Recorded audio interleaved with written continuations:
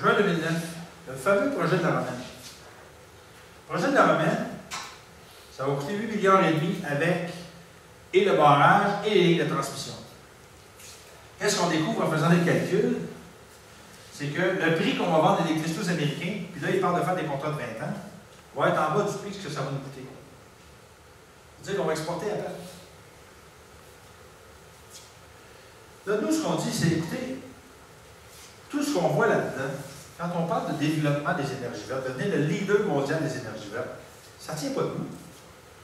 Que ce soit le développement éolien qui est privatisé, qui est fait de façon anarchique, qui fait en sorte aussi d'ailleurs de mettre des populations à dos et qui ne veulent pas entendre parler de développement éolien, qu'on parle du développement du gaz, qu'on parle du dossier de la centrale de Bécancour, on n'a pas parlé de Gentilly 2. Là. Gentilly 2, c'est un projet qui va coûter des milliards de dollars pour lequel il va y avoir zéro débat public.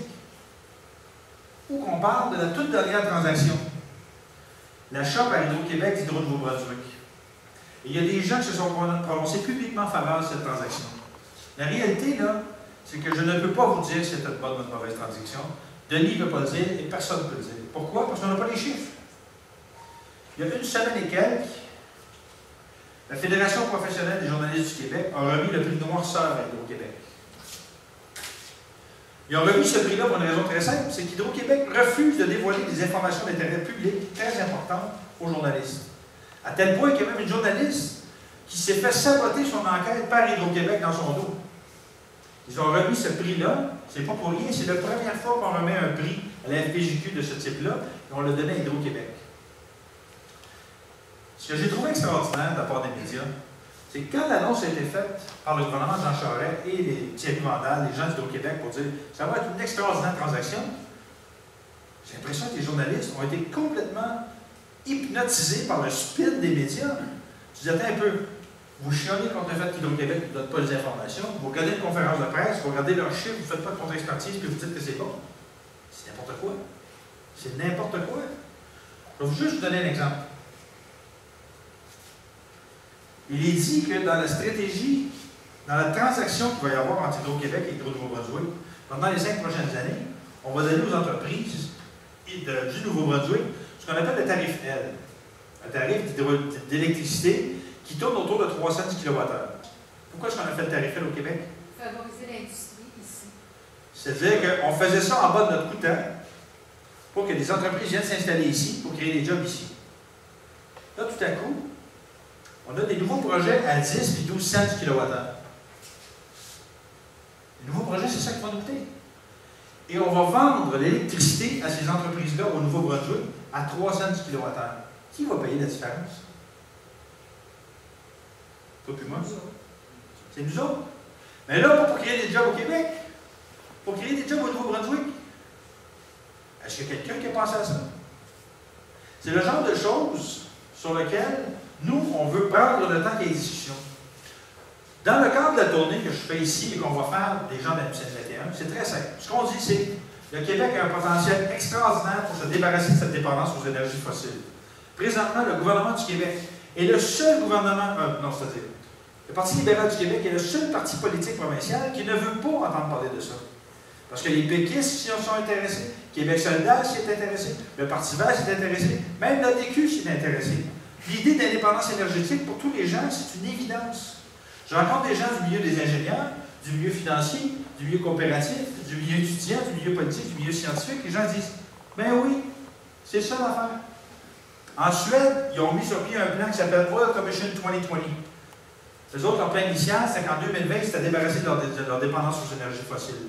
On pourrait faire la même chose au Québec. Là, ils ont repoussé ça à 2025-2030. Mais quand même, ils ont un plan. Nous, ce qu'on voit pendant ce temps-là, c'est qu'on commence à faire de l'exploration gazière à fond la caisse. De l'exploration pétrolière s'en vient. Puis je ne dis pas nécessairement qu'il faut être contre ça. Mais ça nous prend un débat national, par contre. Moi, je suis contre ça. Il peut y avoir des gens qui sont pour ça. Mais il faut que tous ensemble, on se dise, ce projet-là, là, Maître chez nous, 21e siècle, ce projet-là, Maître chez nous, phase 2, que Jean Lesage et René Lévesque ont proposé, duquel on s'inspire, ça a le potentiel de création d'emplois dans toutes les régions, qui est extraordinaire.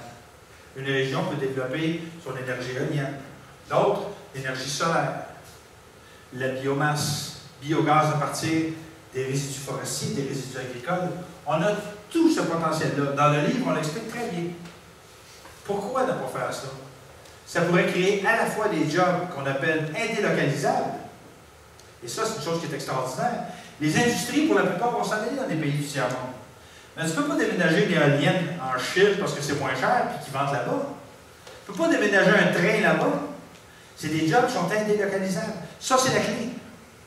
On développe un potentiel, une expertise économique et qui s'ancre dans les régions, avec des coopératives de développement régional énergétique. Notre avenir, je crois, il est là. Les gens aiment CN21, on le croit tous. Mais ça, ce que ça veut dire, c'est que ça demande un mouvement citoyen qui est fort, parce qu'on fait face à des lobbies qui ont les poches très profondes, je dis vous donc. Pensez bien que s'il fallait que le Québec dise on se lance de façon résolue vers l'indépendance énergétique des énergies fossiles, et quand je dis les énergies fossiles, je ne parle pas du pétrole, je parle du pétrole et du gaz et du nucléaire, pour me différencier avec d'autres groupes écologistes qui parlent juste de pétrole mais qui ne parlent pas de gaz. Mais ça prend du monde qui vont se mettre de façon résolue derrière ça. Parce que, imaginez-vous comment les compagnies pétrolières, gazières, charbonnières vont regarder l'exemple québécois, ils ne veulent surtout pas d'un précédent comme ça. Ils ont la chienne. Parce que si nous, on prouve que c'est faisable, il y a d'autres provinces ou États qui vont dire, mais si nous, en fait, on est capable de le faire, on n'est pas moins plus cave que les autres. Et c'est pour ça que ça demande cet engagement-là de votre part. Et c'est pour ça qu'on commence cette tournée-là. Et c'est pour ça qu'il y a des gens qui ont commencé à se joindre au mouvement Machino 21e siècle qui l'appuient. Que ce soit la CSQ, la CSN, les partis politiques dont je vous avais parlé tout à l'heure, les citoyens, les scientifiques, les artistes, etc. Fait que, grosso modo, c'est ça. Comme vous pouvez voir, à l'heure actuelle, avec les informations que je vous ai données, on ne s'en va vraiment pas dans notre direction. On s'en va dans une direction de reprivatisation. Ce pourquoi le gouvernement de Jean Charest et Thierry Vandal n'ont aucune légitimité. Rappelez-vous ce que je vous ai raconté tout à l'heure. Élection, référendaire, exécutoire. De quel droit ces gens-là reprivatisent notre énergie? Ils n'ont aucun droit.